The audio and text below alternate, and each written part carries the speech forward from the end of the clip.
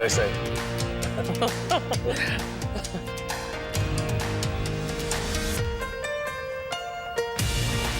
Good afternoon, everybody, and welcome to Live at 4. It's Wednesday. Yeah, it's midweek. Eric Franke drew the short straw today. Man, why am I stuck with you all the time? I know, but thank you for your help. I appreciate Great to it. be here, Mark. I hope you're happy. Yeah, on Mark the couch. actually finally got some summer-like weather. It's great today. He's walking the nice dogs. and warm, Enjoying the probably. weather. Probably. We'll get more on that in just a little bit. But here's what's making news at midweek. The state Senate sends 4 abortion bills to the governor's desk. Our Keely Arthur has today's developments. And world leaders are gathering to observe the 75th anniversary of D-Day, a special day over in Normandy. Oh, yeah, tomorrow. that's for sure. Also, Rock County reporter Adam Duxter talks to a fisherman who had a one-on-one encounter with a cougar. That's coming up later this hour. Let's take a look outside today. Boy, it felt nice and warm, didn't it? It was. You could feel a little bit muggy out there, but I have been waiting for this. I love weather like this. A little warmer, feels like summer. Yeah, good stuff. And the weather words for today, the mild weather stays. Dana Fulton is out on the weather patio. How are you feeling, Dana? You feeling better? I am, yes. Moving a little slow, but I'm feeling better right now. Of course, the sunshine helps. Get a little vitamin D. Currently, we have a few clouds in the sky, but overall, a mostly sunny sky for this evening. And as we look at our visible cloud track, we aren't really expecting any more clouds to build in for us through the rest of the evening or overnight. Should stay pretty quiet. And Doppler track also staying quiet for us. Rain chances just non-existent for this evening and for the next several days. We're going to stay dry. We're going to enjoy the sunshine, too. Right now, we're already at 81 in Madison, 82 in Janesville and in Platteville currently. So quite a bit above average with a light breeze, enough that it almost feels good with that sunshine. Temps in the low 80s. Certainly feels like summer. So a little breeze from the northwest kind of helps keep you a little more comfortable outside. About 12 miles per hour in Madison, closer to 8 miles an hour for us in Janesville right now. Of course, over the next several hours, we're going to continue to fall. Once sun sets, we'll drop into the 70s overnight. Then overnight low temperatures will land in the upper 50s by early tomorrow morning. Tomorrow's looking dry. The weekend doesn't look too bad either, but we'll take a closer look at your full forecast in just a few minutes. Right now on the roads, things are looking a little slower, of course, on the Beltline. This is a live look from the Beltline at Fish Hatchery Road. Both east and westbounds have their delayed spots, but no accidents to report at this time. That's the good news. As far as those speeds are concerned, on the eastbound side, the closer you get heading towards Middleton, things speed up just a little bit, but if you're anywhere near John Nolan, stretching to Fish Hatchery Road, the speeds are hovering in the upper 20s right now. Verona's a little slower than usual, and of course McKee Road to 151, we have delays in that area. Janesville isn't looking too bad at 39 and 90, aside from some construction in spots. Should be a smooth drive for you this evening. 26 minutes from Janesville to the Beltline, and then 16 minutes to get from Sauk City to Middleton and from Sun Prairie to downtown. No major delays in traffic right now, but of course we'll keep a close eye on things, and again, we'll talk about your full forecast in just a few minutes. All right. Sounds good. Good to have you back, Dana. Glad you're feeling better. Glad back. And first at 4, the Republican-controlled Senate sent 4 abortion bills to Governor Tony Evers. The Democratic governor has promised to veto all of them. Our Keely Arthur is here now with what happened at the Capitol. Keely. Well, the most controversial of all these bills, the Born Alive bill, which addresses the rare occurrence in which a baby is born alive during an attempted abortion. Republicans and Democrats sparred over that bill today, which, if passed, would impose criminal penalties on doctors who fail to give medical care to such babies. Organizations representing physicians, along with Democratic opponents, say existing laws already provide protections to newborns, but Republicans argue stronger protections are needed. To say this doesn't happen is just plain false. Jill Stanek was a nurse who experienced this firsthand. She witnessed abortions being committed in the 2nd and 3rd trimesters. She saw babies born alive due to failed abortions. They will stop at nothing to push their agenda to ban safe, rare, legal abortions, including making outlandish accusations that are not based in fact or medical science. The bill passed on a 17-14 vote with all Democrats against and all Republicans in support except Senator Andre Jacques, who wanted the measure to go further and allow for the mother to face felony charges. Governor Evers is expected to veto these bills within days. Republicans don't have enough votes to override that. All right, Keely, thank you. Thanks, Keely. Another hearing in Missouri today has left advocates on both sides of this abortion issue wondering whether the only remaining abortion clinic in that state will remain open. A judge in St. Louis heard arguments from both Planned Parenthood and the state of Missouri as he considers whether to allow the state's only abortion provider to continue operating. Planned Parenthood asked for a preliminary injunction after the state's health department declined last week to renew the facility's license to perform abortions, citing patient safety concerns. If they have any concerns about health and safety, especially grave concerns, they are obligated to outline them in clear words and say this is a deficiency and it's at this level. They have not done that. I think access is incredibly important, but again, as I've testified in court 5 times now, is that we can never sacrifice safety for access. We have to have both. Now, the case has drawn vocal protests from both sides of that issue. Missouri, one of several states that have recently passed restrictive abortion laws, all are expected to be challenged in court before taking effect. Sauk Prairie police have ruled on deaths of the 2 people who were found in their home over the weekend. 88-year-old Margaret Foss of Sauk City and her 63-year-old son were found dead after police were called for a welfare check.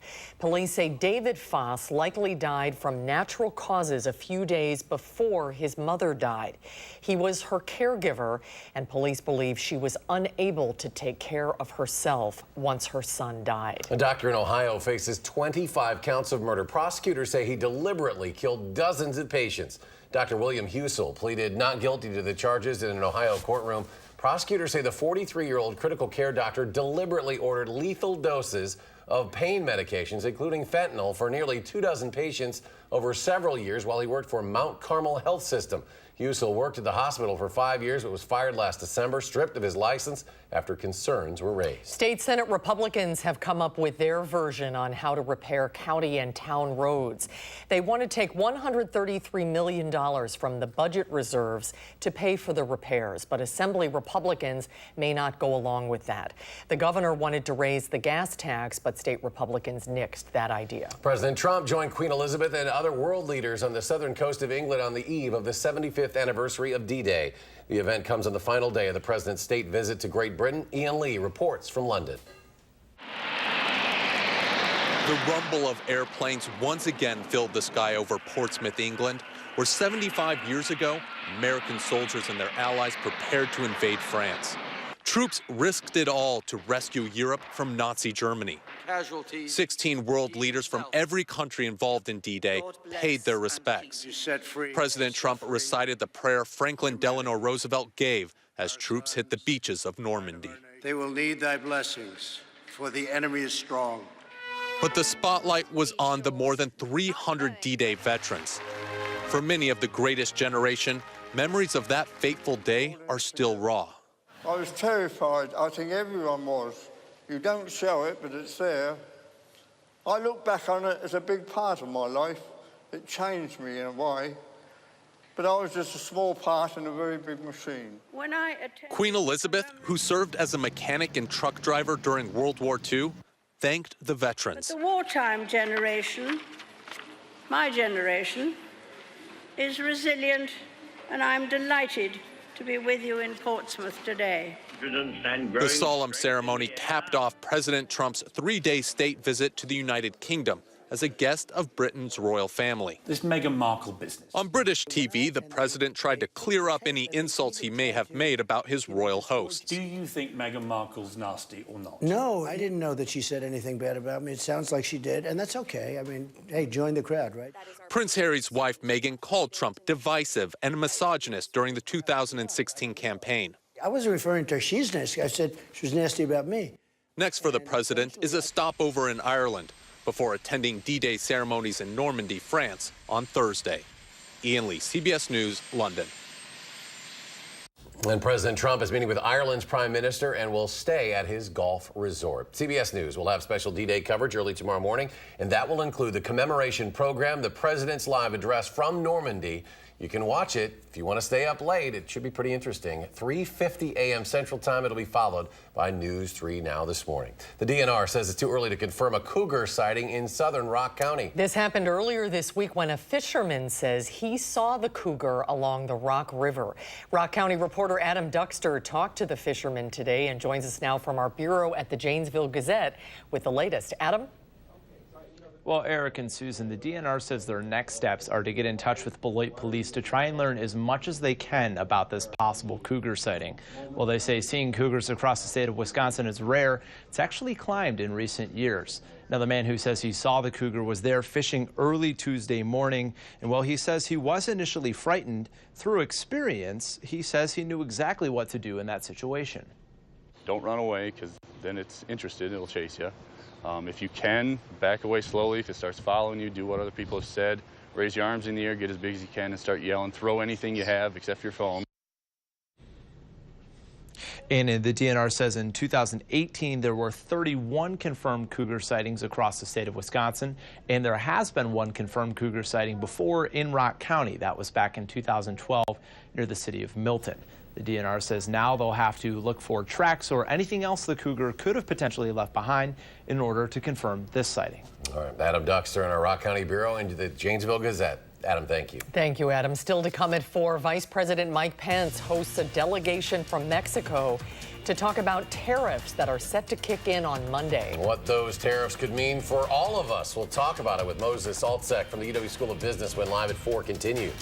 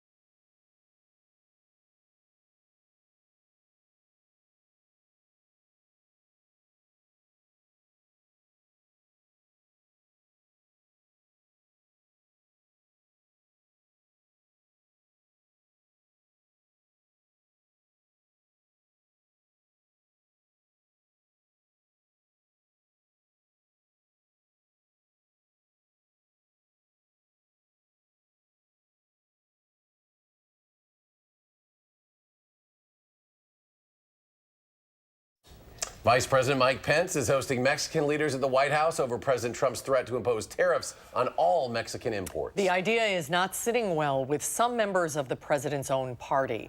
Vice President Pence and Secretary of State Mike Pompeo discussed the president's plans to put a 5% tariff on all goods from Mexico starting Monday unless the illegal immigration crisis is alleviated. The trade penalties could rise to 25% by October if Mexico Mexico fails to act. Senate Republicans strongly opposed to the president's plan and had indicated they would vote to block the tariffs from taking effect, but now signal that a last-minute deal could be reached. I think there's going to be an agreement and there won't be any tariffs. Mexico maintains it's already trying to stop immigrants from crossing the U.S. border. The country's president says he is optimistic that both sides will reach an agreement. Stocks rallied for a second day on hope that the Fed will cut rates to help an economy that's been battered by these trade battles. The Dow Industrials gained 207 points. The Nasdaq gained 48. The S&P up almost 23. And those tariffs could play a big role in both of the nation's economies and our own financial well-being. Earlier today, I sat down with Moses Altsek from the UW Business School, and we talked about how the 5% import tax that might be imposed on Mexican imports on Monday and what effect it might have. What do you think the economic impact of that could be, short-term and long-term?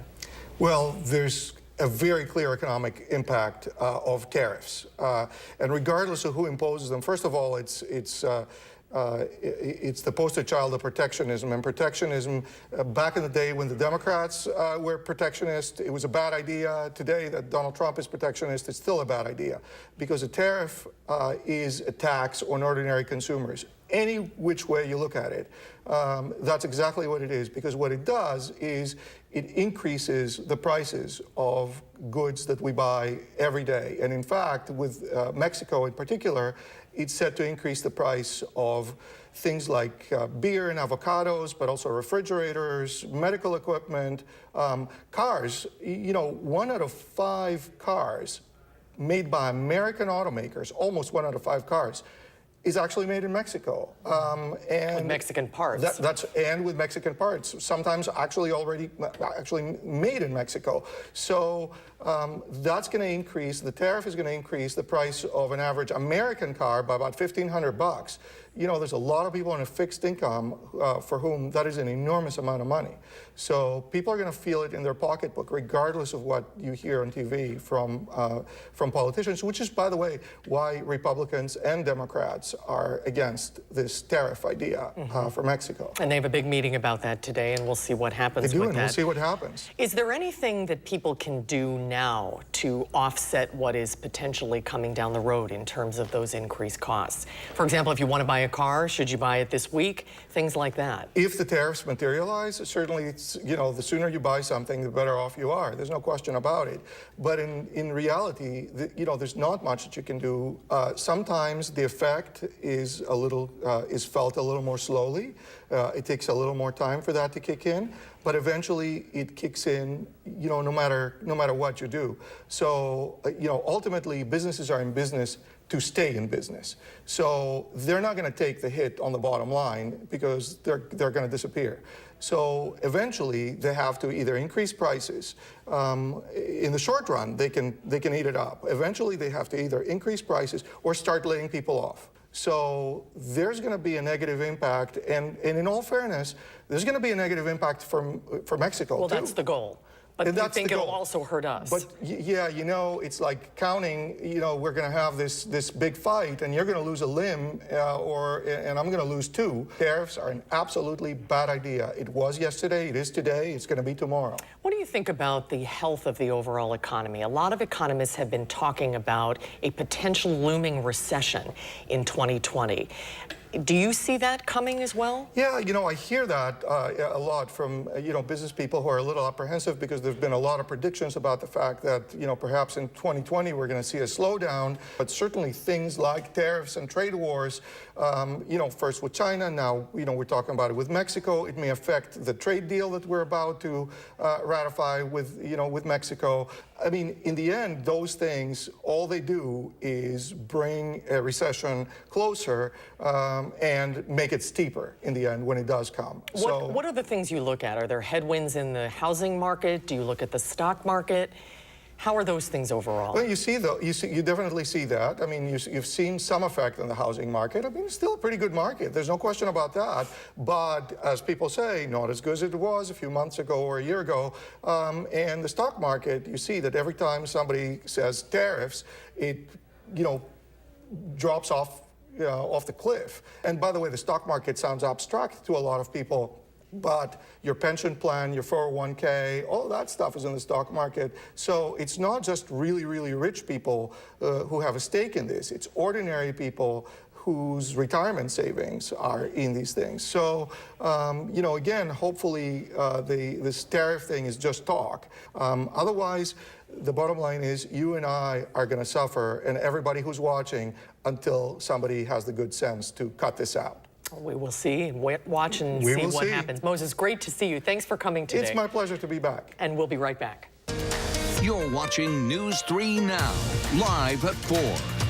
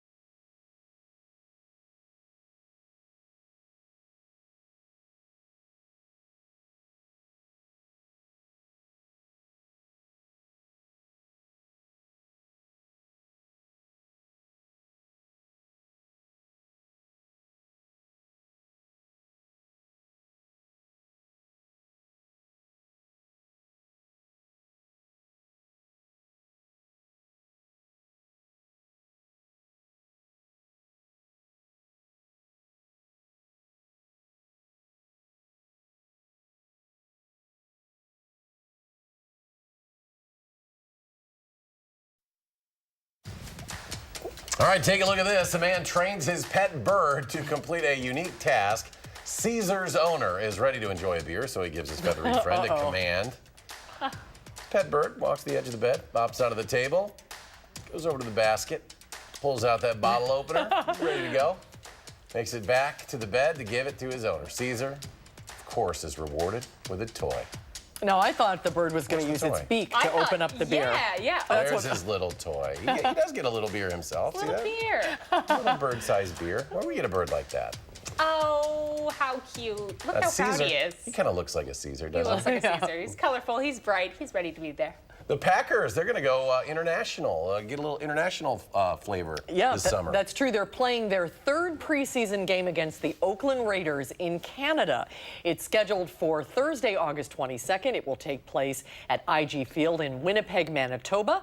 Kickoff is slated for 7 o'clock our time. The Packers last played north of the border in Toronto in 1997 in a preseason game against the Buffalo Bills. That was my first season that I covered the Packers. Really? I remember that at Sky Dome up there. And I've always wanted to go to Winnipeg. Not really. Yeah. Not really. It's not on your bucket list? Not really, but whatever. The Packers and Raiders are kind of big everywhere, so Right. it'll It's be kind of full. exciting. Yeah, It'll people be will full. show up for that game, that's for Yep. sure. As far as weather's concerned, I've got a lot of good news in my corner. Sunshine, mild temperatures, a nice little trend actually as we head into the weekend.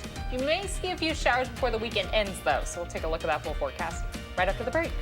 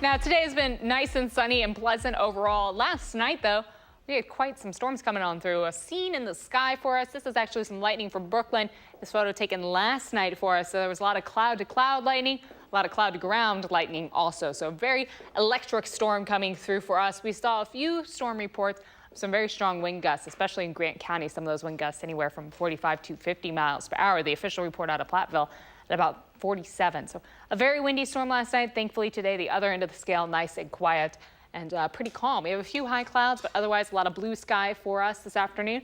So far, we've hit a high of 81. Now we may add another degree onto that, but regardless, we aren't near record breaking, but we're certainly above average to be in the low 80s for afternoon highs. Really nice outside today. A little taste again of what we should be dealing with more mid to late June. Rather than early June for us. Overnight low was a little above average also. Still a little cloudy early this morning, so like 63 to start the day. Sunset isn't until after 8:30, so you have plenty of time to get out and enjoy this weather. Right now, our Doppler track is nice and quiet. We aren't expecting anything else really to move in for us. That cold front is now sweeping to the south.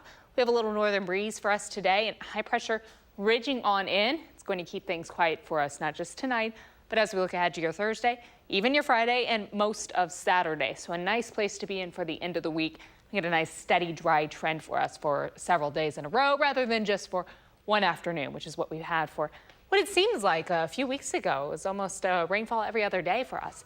Now overnight we will stay partly cloudy for most of the area. Will be just a little cooler for tomorrow morning. By Thursday, we're looking at a partly sunny sky, and then sunshine returns again on Friday with a partly sunny sky for us throughout the day. It's not until Saturday that the rain starts to steadily creep in later on in the day. Throughout the afternoon, we will have some sunshine, but later on the showers start to approach from the west.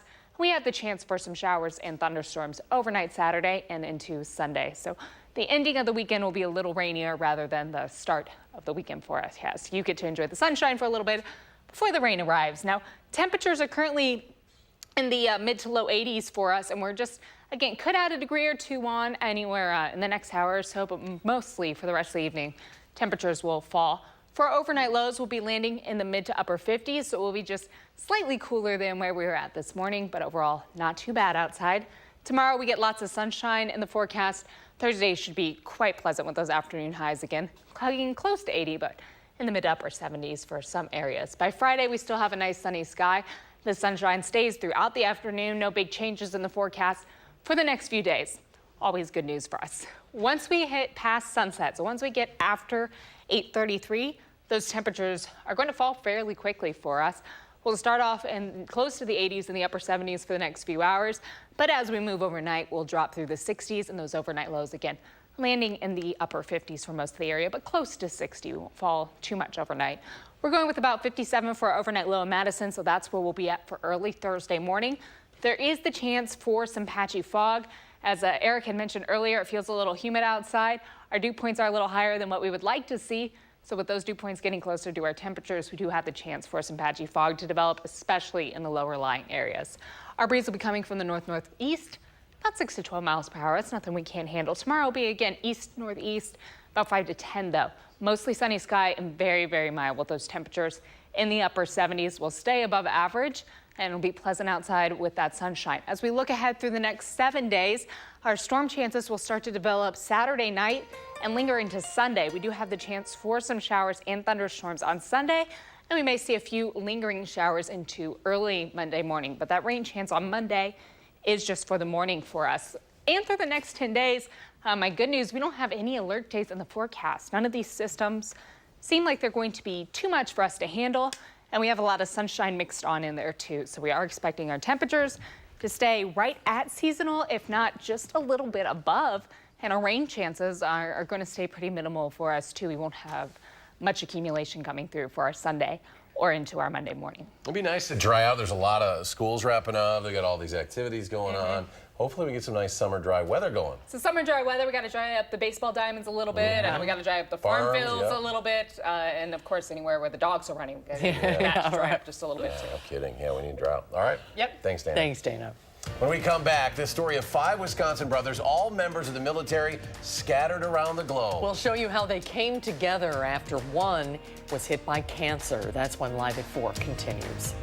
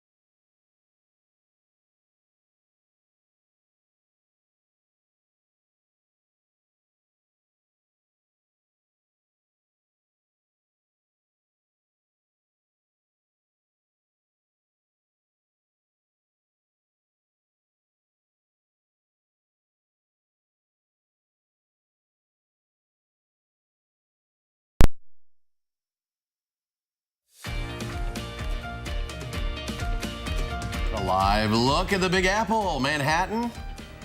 That's a 77 degrees and partly cloudy thing it says on the teleprompter. Is that here? No, that's there. That's the That's there. Okay. Yeah. Steve, that makes sense. That's a great For shot. letting me know. 77 degrees and cloudy right there. I love New York. 5 brothers, one mission from living in Rhinelander, Wisconsin to scattered across the world. These brothers have given 30 years of their lives so far to their country, but the story we're telling today begins only a month ago on May 3rd. Reporter Naomi Knowles from our Wausau affiliate shares what happened after the youngest of these 5 brothers was diagnosed with stage 4 cancer. Joe is a 21-year-old Marine stationed in Okinawa, Japan. 4 weeks ago, he was on leave, visiting his oldest brother, David, a veteran in Cincinnati. I went in just for simple back pain, and come to find out, riddled with cancer. But they felt good about his prognosis. They said we should be able to treat this. That changed quickly. Lungs started shutting down, and it just became a very urgent, critical situation. Monday, 2 weeks ago, Joe was in an intensive care unit in Cincinnati on 100% oxygen, unable to breathe on his own. Doctors called the family in. There's a 21-year-old healthy young man who in a matter of 3 weeks is on his deathbed. Within 24 hours, his family, including his brothers, were at his side. I think sometimes with hard situations, you get to see the best come out in people. The best became what they will later describe as surreal. It starts with getting Joe from Cincinnati to Cleveland Clinic. To do that, they needed $14,000 for the transport. A private donor stepped up like within 5 minutes, making that payment. And Cleveland's 3rd Battalion, 25th Marine Regiment sprung into action. Their top leadership came out, talked to the family, said we're going to help with anything you need. They set up lodging, a Semper Fi fund, helped coordinate logistics, and more. They even went as far as to reassign one of our sons, who's in the Marines, to be there with Joseph for the next month. The Marines contacted the Cleveland Indians, who then sent everybody to a game. I think it was about 24 people. But it wasn't just Cleveland's Marines. This is Joe's staff sergeant and his best friend from Okinawa. Doctors called family in on Monday. Joe was put in a medically induced coma on Tuesday. These 2 Marines were at his side by Wednesday, bringing this flag signed by Joe's battalion. Just to see that loyalty, they showed up in their dress uniforms, stood by him, and they were going to stay until he woke up. For a mother who's watched 2 of her sons go to Afghanistan and Iraq. So I've always joked, me and military don't get along. But I'm starting to change on that a little bit now. It's just been very overwhelming to see how they have stepped up. And that's when this story takes another turn. Last week, they were talking about him being in this unconscious state for weeks and maybe months. But that Saturday, after just 5 days in a coma, this happened. Probably don't know what day it is, do you? It's Saturday. Remember these 2 Marines who came from Japan? They did stay until he woke up. I can't even put into words how surreal and what that means. Just 1 week later, 3 days ago, he was well enough to do this interview. It's really been hell for him, and he's been positive the entire time. One of the doctors just said, well, really, we didn't do anything. And he said, Joseph did it all. They have high hopes that he'll be cured in a few months. And I thank the Lord. He's faithful. He hears prayer. 5 brothers, 1 fighting spirit. Joe's a fighter. I know he's going to beat this. The strength he's had, it's been really incredible. Don't accept defeat or failure. It's just another fight. Get up and get through it.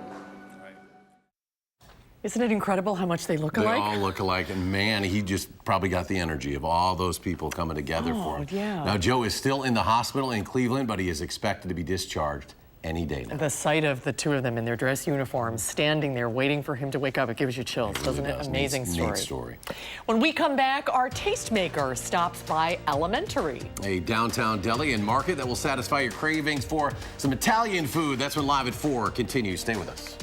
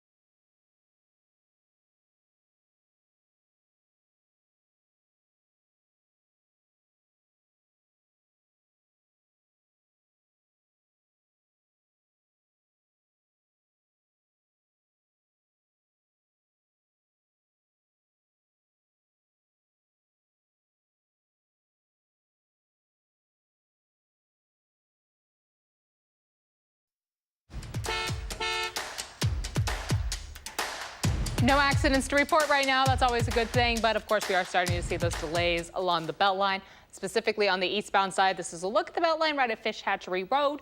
Both east and west, they have their slowdown spot. The eastbound side always seems just a little slower around this time of day.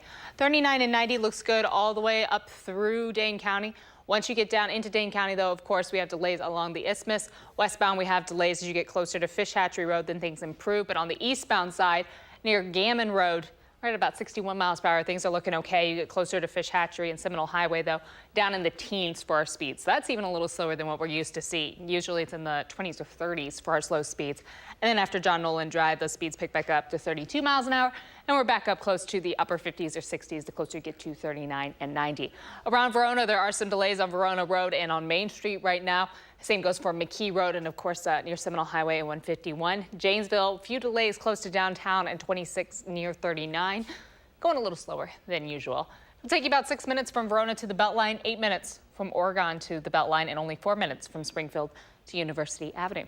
That's a quick look at traffic. All right, Dana, thank you. The traffic report in Fargo this afternoon would probably include the shutdown of part of the interstate there. That after a massive wind turbine fell off of a trailer on an on-ramp there. It was expected to take a few hours to get that thing off the road and back on the road moving. Madison's restaurant scene continues to evolve, and you don't always have to do a sit-down dinner to enjoy the variety of food available. This month's Tastemaker features a downtown deli and market whose owners are following in their father's footsteps. Madison Magazine's Andrea Bailing stopped by Alimentari on South Burley Street to discover the restaurant's history and what it offers. You know, our main focus was to do Italian products, you know, to do some things that we make ourselves and then import a lot of, you know, really great products that Italy has to offer. So like basically, you know, we have our fresh pasta we make daily. We have a 3-year brown cow Parmigiano Reggiano. You can just smell that right here. We have like prosciutto. We make our own tomato sauces. We have canned tomatoes where you can make your own at home, wine. And then also for snacks, we have some sandwiches. Stuff like that. You know, we offer really good olive oils and balsamics, pastas, dry pastas. We have amazing selection of dry pastas. Yeah. Things that people can't get anywhere else. Yeah, you can't. It's hard to find anywhere else. To find it. Especially the brands we have. They're small producers in Italy that make these pastas. They're fantastic. Like it's a world of difference between $1 a pound to like $5 a pound pasta. And you go to Italy a lot, right? Oh yeah, I try to go at least once every couple of years. So I'm going again this year. You are? Yeah. Oh, cool. So we're gonna go visit a burrata factory, and we're gonna do a couple butchers and truffle hunting and stuff like that. Oh, so cool. So you must. I kind of know what I'm talking about. So. You must bring back a lot of influences too. Right? Yeah, I get a lot of inspiration, and then you make connections with people. So hopefully they can import it to us. Yeah. And what kind of sandwiches do you have here? So we have, these are my 2 favorite. Yeah. So one of my one creation that I love is the mortadella with aged provolone and like a eggplant salad. Ooh. And then we have a spicy supersado, which I think it's everyone's favorite right now. Is it super spicy? It's not. It's pretty spicy. Yeah. But I think people are just absolutely loving it. Oh, so cool. Do a lot of people come in here for sandwiches? Yes. Yeah. Yes. Madison Sourdough does our bread. They do a special Italian sourdough for us. Oh, cool. Which is pretty great. Just for you guys? Just for us. Yeah. Oh, cool. And a lot of people coming in for the fresh pasta, right? Yes, yeah, the fresh pasta. It's great because people come in and they'll ask like, what should we eat for dinner?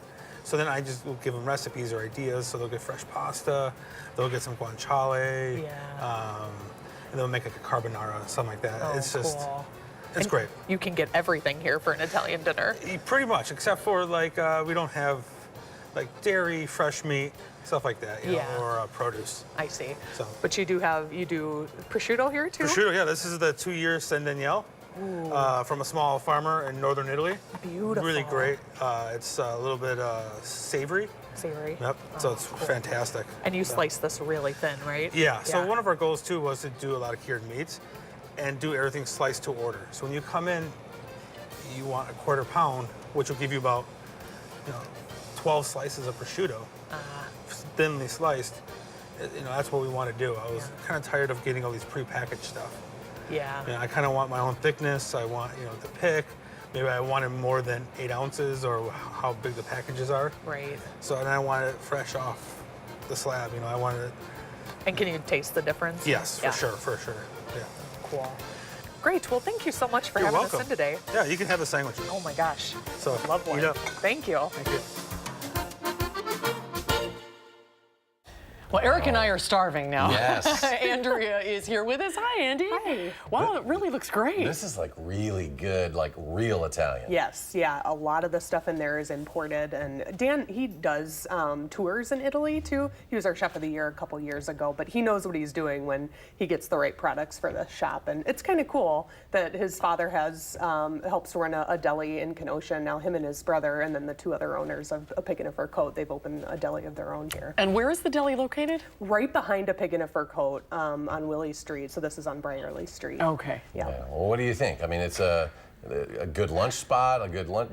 I mean, what are their covers a lot. Yeah, sandwiches are irresistible when you go in there. But for me, like me and my boyfriend Dave, we have done exactly that. We've gone in there and gotten fresh pasta, a jar of tomato sauce, and a bottle of wine, and we make a dinner at home. We got to give a little shout out to her. She's moving up. Yeah, that's Madison right. Magazine. Andy, congratulations. She is the new editor at Madison Magazine. Yes. You've been the managing editor. Yes. But now you're going to be calling the shots. Honored and excited. It's a new chapter. Well, it's well deserved. Yes. We're really excited for you. Now you're going to continue to do the tastemaker with us, Yes, right? so Okay, far, good. yep. You're not too big for us. No, of course Good. not. Good. All right, well, congrats. Very, very much deserved. Thank you.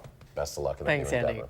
You can read more of Andy's review. You can find it in this month's edition of the Madison Magazine. Available on newsstands now. And we'll be right back.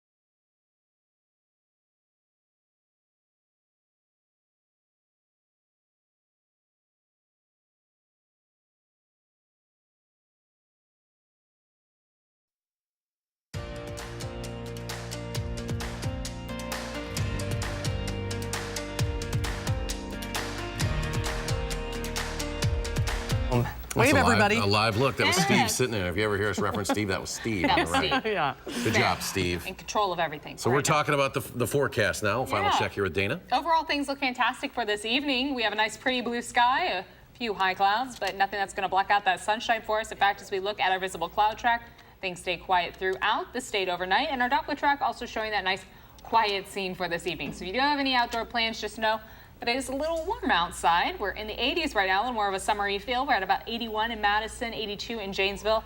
That's where our high is for the day. May add another degree on there in the next 30 minutes or so, but then we'll start to cool down overnight. A light breeze coming from the north-northeast for us overnight. Those temperatures will be in the 70s, around 8 up until about 10. And then, of course, once the sun sets, we will fall overnight through the 60s and into the upper 50s for us. So it'll be a little cooler early tomorrow morning, but the upper 50s still not too bad outside. And tomorrow we're expecting just a repeat performance from Mother Nature. We get the sunshine yet again, mild temperatures yet again for tomorrow, and Friday's looking very similar. So we're in a really nice pattern right now. Very nice. With nothing coming in or knocking on the door for us currently. Good stuff. I like it. Sounds good. Thanks, Dana. Here's what's coming up tomorrow on Live at 4. Emmy Think will be here. We'll have a preview of Weekend 608. And that might include a visit to the Parade of Homes, and we will tour one of the houses featured this year. That's tomorrow on the next Live at 4.